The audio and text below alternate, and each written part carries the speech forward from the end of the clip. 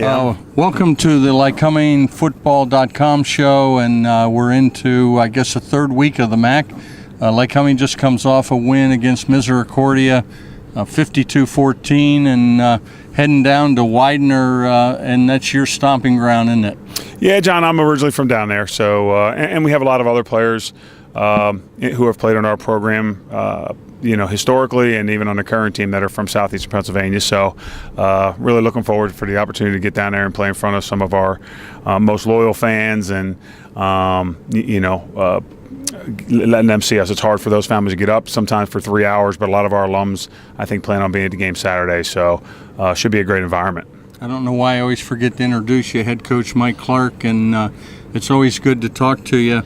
Last year, a disappointment. We were good till the last 17 seconds of that game. 2 years ago down at Widener, rough start. This is from maybe an observer of the game. A lot of flags in the first half, deserving or not.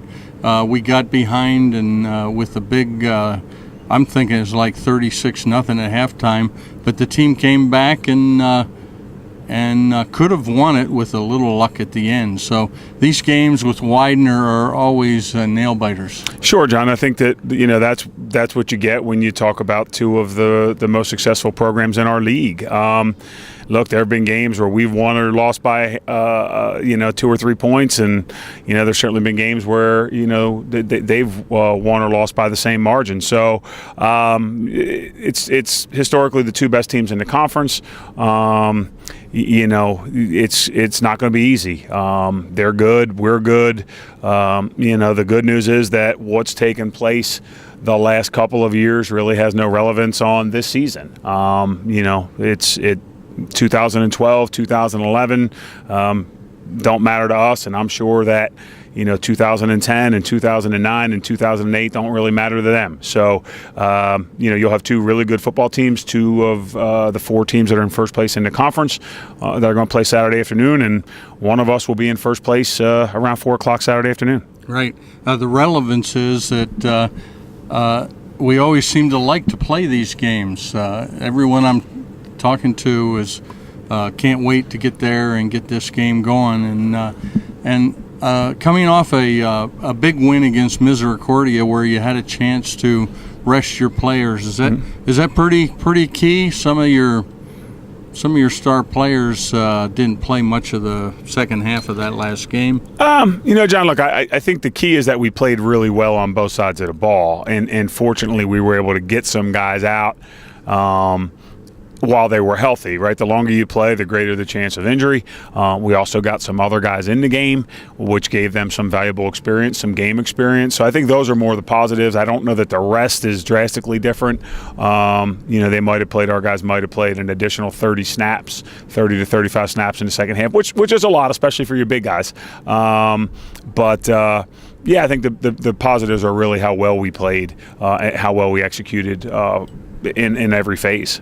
I know in looking at some of the notes on the internet, Widener has a decent passing attack again.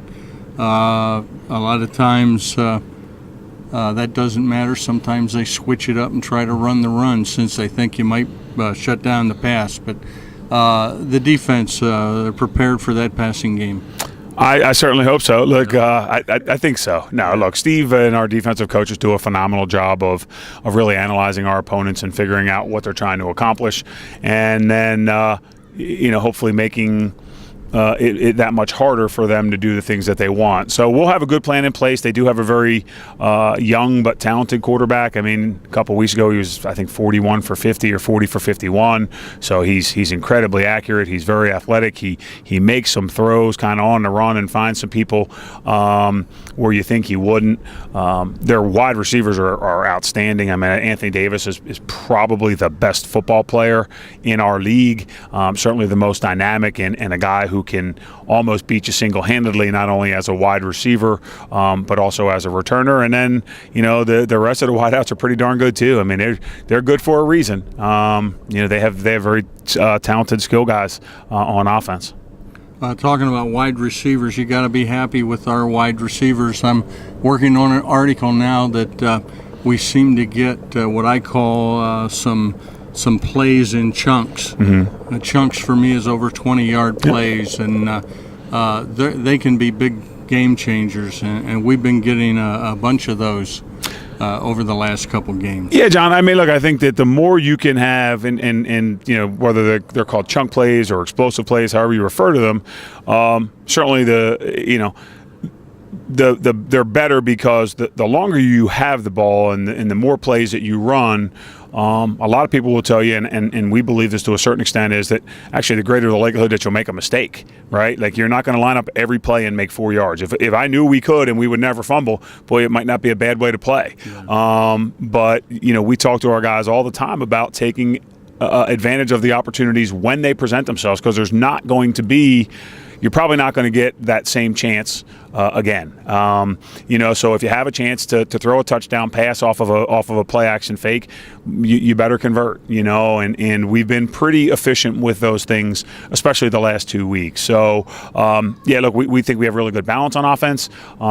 We've thrown the ball to multiple wide receivers, at least 2 of our tight ends, the fullback, the running back. So we think we're harder to defend just because we're really balanced. Mm-hmm. You're excited about these type games. You got Widener, and I know you're not looking ahead for Del Val. Yeah. But this is the meat of the schedule, and kind of see how good we really are, huh? Sure. No, John, listen, you can't look ahead. I mean, one guy asked me the other day if, a lot of people say this game will decide the MAC championship, and I kind of laughed. Yeah.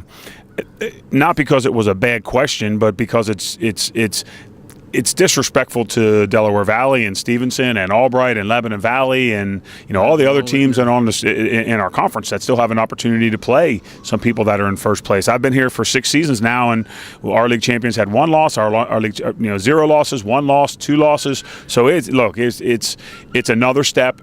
We certainly want to win the game. I think if you ask Coach Acosta or you ask Coach Clemens and Coach Hoddle at Stevenson about their game, everybody wants to still be in first place on Saturday. That's certainly our goal. But we won't win the championship this weekend, should we be fortunate enough to play well enough to win the ball game. But we'll feel a heck of a lot better about our chances if we're able to win the football game. So we'll see what happens. Yep. Okay, well, it's fun. These big games are a lot of fun, and good luck on Saturday. I hope it's a safe game for everyone. So do I, John. I think it's a great opportunity, and we're really excited about it. Hopefully we'll continue to prepare the right way and be able to execute on Saturday. Okay, see you down there. Thank you, John. Yep, Thanks. Bye.